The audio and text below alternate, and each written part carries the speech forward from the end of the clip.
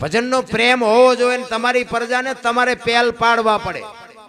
તમે મંદિરે જાઓ ને તો પ્રજાને એમ થાય કે દાદા મંદિરે જતા હતા આપણે જવાય. તમે ભજનમાં જતા હોય તો કે દાદા જતા હતા હાલો આપણે ઘડીક જઈએ. એમ બાબુ આપણે માર્ગ પાડવો પડે. આપણે સડી પહેરીને હુતળી બાંધીને દારૂની કોથળીઓ તોડતા હોય તો પછી પ્રજા નો કે દાદા તોડતા હતા આપણે તોડાય. આ ઘરની નિહાળ છે ભલામણ.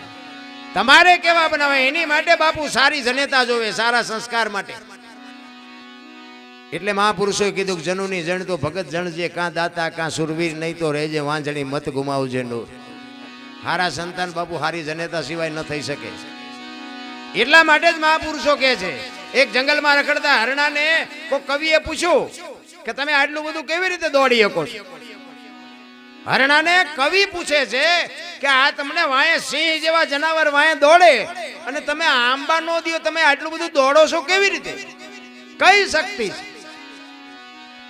અલી હરણીનું બચ્ચું હતું ને, બચ્ચું, એ બચ્ચાએ કીધું કવિરાજને કે કવિરાજ અમે આટલું બધું કેવી રીતે દોડી છે એ તમારે સાંભળવું છે? તો કે હા.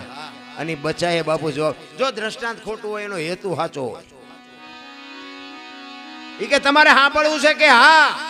અને બચ્ચું કે છે કવિને કે મારી માના ઉદરમાંથી બહાર પડ્યા પછી મારી માની જો 2 શેડ મારા મોઢામાં પડી જાય ને પછી પાણી પથા ઘોડા મૂકી દેજે ને જો આંબા દઉં તો મારી માનું ધાવણ લાજે. બાપુ આ કુમારી માને હોવી જોઈએ.